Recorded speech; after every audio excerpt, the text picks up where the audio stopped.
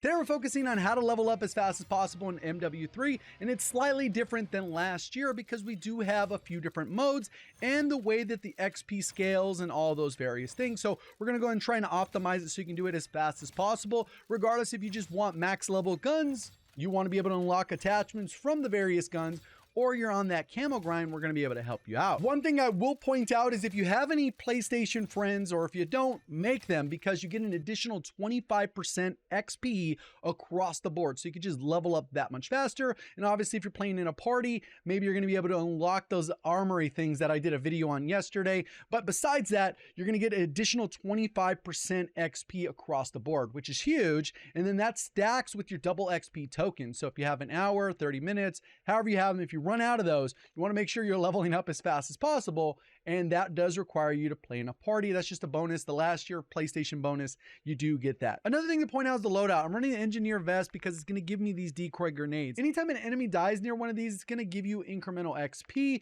We used to run the DDoS. This one is locked behind the armory, so you probably won't be able to use that one right away unless you go all in on unlocking that, but that will also help out with the XP grind as well. And just to give you a little bit of perspective on how many guns you're going to have to level, there's a total of 36 guns currently in the game if you're looking to max out everything, and it's a total of 805 level ups. I've already done about a third of them, and after doing a little bit of math and the testing on the various modes, I think that if you were truly optimized, you can max level everything in as little as 14 to 15 hours, all the way up to about 30, depending on your skill level, mode.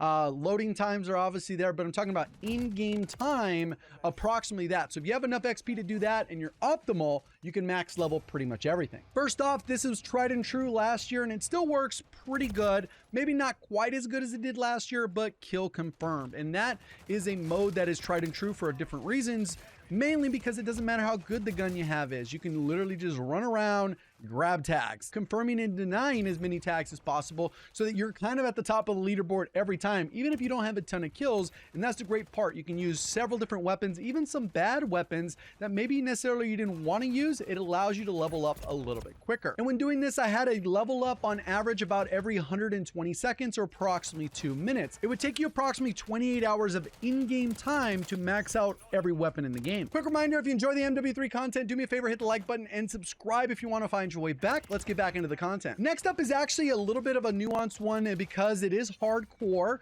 I think it's great because you get long shots, you're able to get one shot, one kill, so XP does rack up pretty quickly, but I think that one's a little bit more reliant on a little bit of a higher skilled player where you're able to be a little bit more consistent. Maybe if you're playing in a party, people are using UAVs and bouncing them off each other, so you can get a little bit more consistency.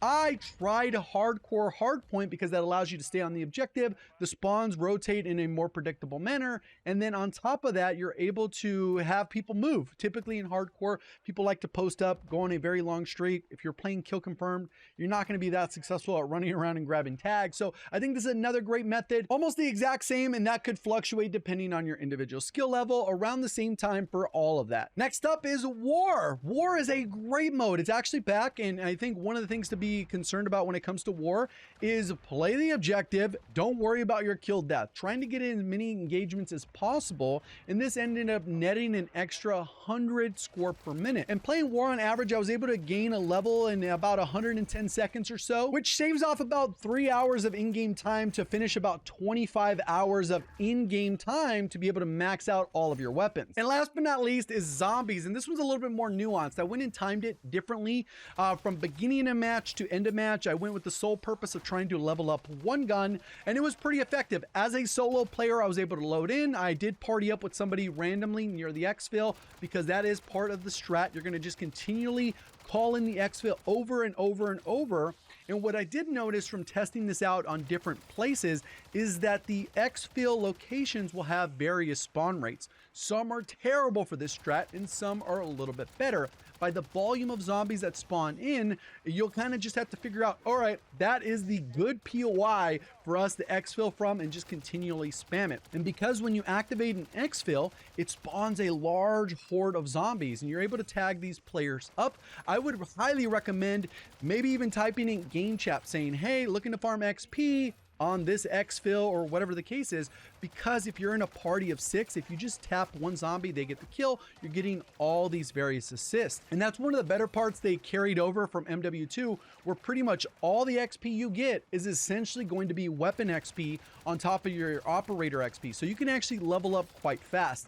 And the difference was that if you were only focusing on the grind, it was about 1 minute per level. And that includes the time it takes for you to call in the exfil, it leave, it's on a little bit of a cooldown, and then you have to call it again. So I would just continually repeat this process. If you want to go a little bit more advanced, maybe there's more hordes, you can get more hit markers on them, and you're in a full group of 6, maybe go to the second zone. But then you got to worry about setup with pack-a-punch and all these other variables. You got to worry about getting downed. So it's a little bit less safe, but you got to kind of know your individual skill level. But if we only measured that time when we're already set up and doing the exfil, it's about 14 hours from beginning to end to max level every weapon in the game, which is less than half of the time if you did it in any other method. Again, like I said, if you factor the entirety of the time, it's still pretty comparable, but it really depends on how fast and efficient you can get being set up with a weapon you like at the exfil, and just kind of repeat that process. Hopefully that helps you out. Appreciate all the support. Thank you for watching. As always, have a great day.